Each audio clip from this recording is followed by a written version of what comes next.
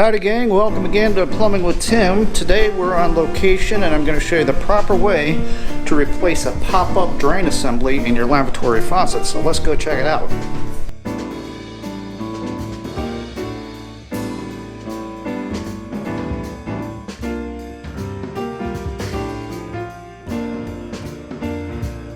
Right there it is. This guy right here has got to come out of here because the pin back here has snapped. Plus this is plastic. This is a rental unit that we're in right now and the inspector is going to check this out, and if it isn't working properly, they're going to fail him. Alright, as you can see, this is kind of a little bit more of a fancy faucet here, and you pull this thing up and down and there's no pin inside of here to keep the stopper from going up and down. So we're going to take that pop-up drain assembly out of here and replace it with a good quality one. That way this will work properly. Alright, so the first thing you're going to want to do when you get down underneath here under the sink and stuff is make sure to put yourself a towel down and get yourself some sort of a catch bucket, because when you take this P-trap out, remember it's full of water and we need somewhere for it to catch.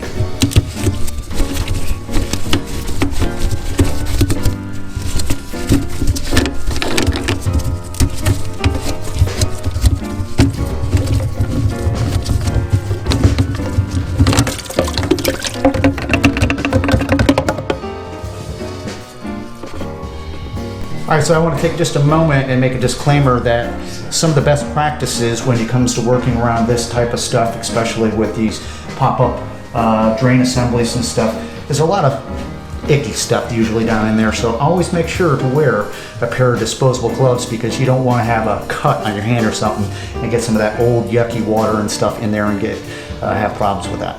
Okay, now that we've got the P-trap out of the way and stuff like that, we want to go ahead and we want to disconnect this pin assembly that holds the stopper into place.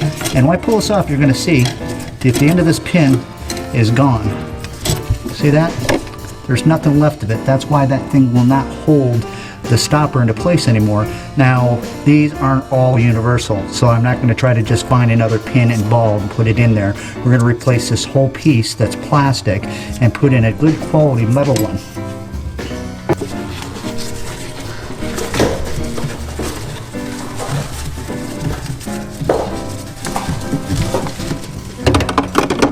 Now when it comes to taking this nut off up here, they can be tricky at times because it's rotted on there and sometimes it'll make this whole thing spin. So we're going to give it a shot. If we can't get this thing off the proper way, we may end up having to get a Sawzall and cut this thing flush. So let's see if we can get this thing to turn. There we go, we got lucky. There's a nut, and then there's a rubber grommet with a metal washer sitting up here. And as I still have my catch bucket, because up inside of this assembly there's still some water that's trapped inside of here. Alright, we're just going to try to get this thing loosened up and completely out of here.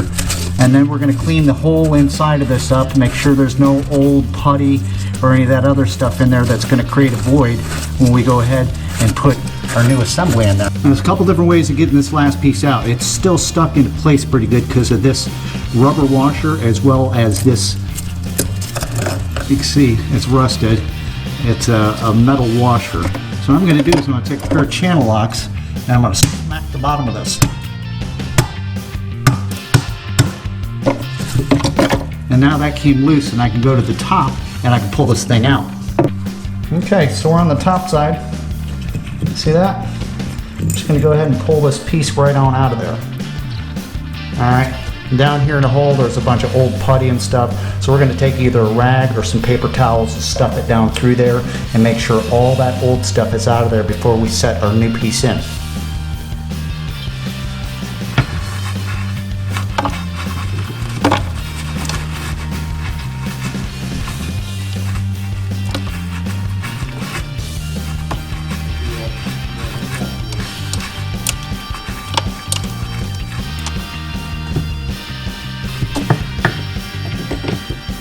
Alright, so now we've got that all cleaned out and stuff. You can see this old broken pin I have here. I'm going to squeeze this little retention and slide that out just like that. This is no good any longer. We're going to put our new assembly in here. Leave this tag piece because that's the original. It's in good shape, and it's a special rod to pull that up and down because it's a specialty faucet. All right, so here's our new pop-up assembly drain part. You can see it's a lot meatier and beefier, and it has multiple parts in here. First thing we're going to do is take the cap off, and we're going to take this stopper out of there, just like this, and set it aside. We'll get back to that. This top piece. Now these are not all the same. This is the one I'm working with today. Some of these are all one piece, plastic or whatever, but in this case, this top piece comes off like so, and that's going to get set aside, and as well as this bottom tail piece comes off. So that's going to come off and get set aside as well, so we can prep everything. I'll show you how this goes all together as one part.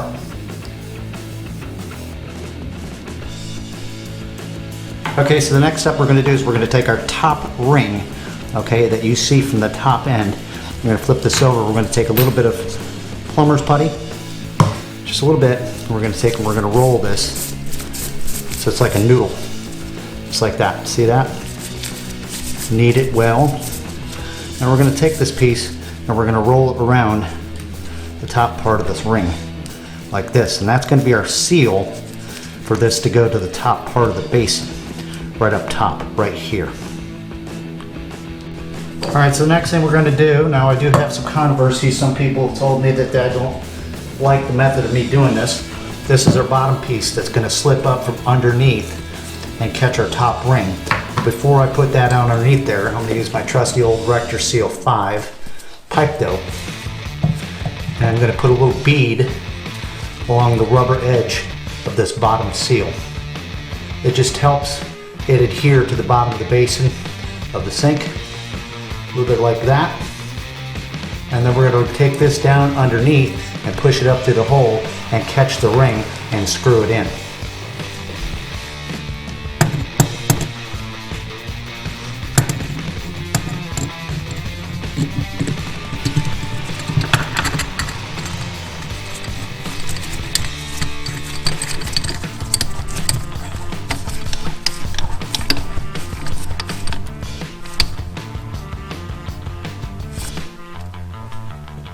Now if you notice, I have that tightened down from the top. It still does need to be tightened, but our end product needs to have it so this nut that holds the pin is facing directly back towards the back side of the sink. At this point, we're going to take our channel locks and we're going to tighten this nut down right here and get it so it's completely snug and we get our bottom seal right.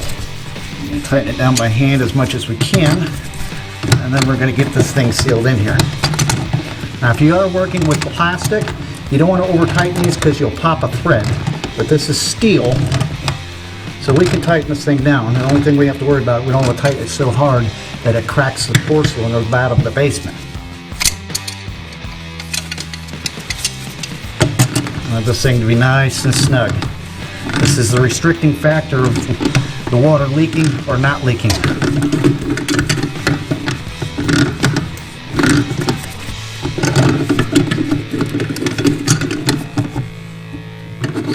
Alright, so the next thing we want to do is make sure that we can get our pin in here, and what it's supposed to do is it's going to catch our stopper. So where you can't see inside of this housing is going to kind of look a little bit like that. Alright, when you open up this bottom back piece here, be careful because there's probably going to be some plastic washers that seal that pin. Take this off. Right inside of here, there's two washers. One's going to sit like that, and they have a beveled piece edge to it. All right, when this gets slid in there, the beveled edge is going to seep down to the ball, and on the back side that you can't see, the other one's going to go the opposite way. So that way, when it tightens down, it's going to have a nice seal inside of there. All right, so we're going to take our retention nut right here, and we're going to slide it to the back side like this. So the short end of the pin goes in here, and we're going to try to catch this from the top side.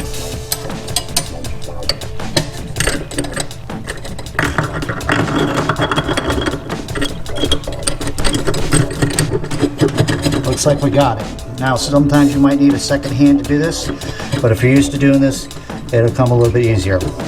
Now that we have this set into place and stuff, we want to make sure that this pin is all the way dropped down to the bottom position, which means it's open on top. Then we're going to take our retention clip. We're going to come back here, put one end of that clip in. I will show you. Let me see if I can turn it a little bit. Like that.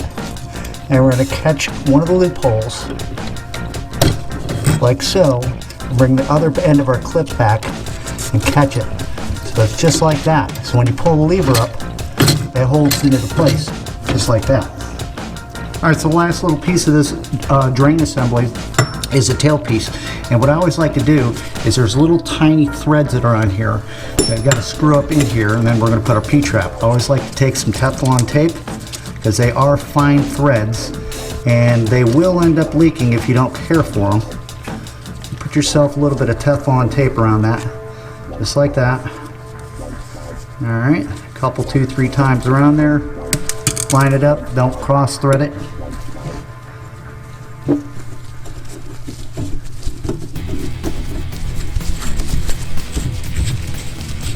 And set it in place like that until it's nice and snug. Don't need to put a wrench on here. Just snug it by hand, just like that. Now we're ready to put our P-trap in here and test it.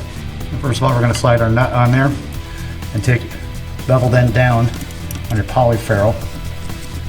Slide this up in there. Take a P-trap, set it back into place. Tighten your nut down. Be sure not to get carried away and get anything cross-threaded here, so we end up with a leak. So, first things first, if we can get this thing lined up. There we go. This thing get tightened up. Hand tight it first.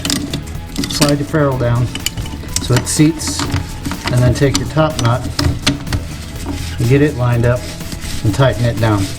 Now this is preference, but before I finish, I always like taking a pair of channel locks and just giving it kind of like a little bit of a quarter turn, like that. Now we have a finished product. Let's give it a try. First thing we're going to do is I'm going to turn some water on here. I'm going to look down, make sure there's no leaks going on underneath. Looks pretty good. Let's pull our stopper up.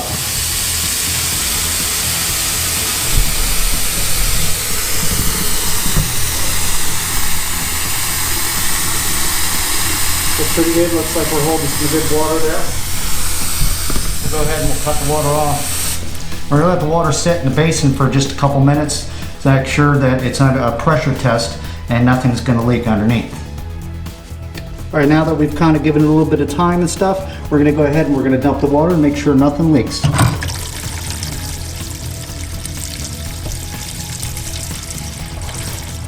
I say we got a winner. Well, there you guys have it. I appreciate taking a few minutes and hanging out with me today here. Listen, like I said before, these pop-up assemblies are not 100% universal, so you may end up running into some that are a little bit different setup, but for the most part, they're generally like what you just saw. If you found any use in this video and it's helped you out or whatever, please make sure to give me a thumbs up, leave a comment down below, and make sure to subscribe and share it with a friend. Till next time, this has been Plumbing with Tim. Keep plumbing.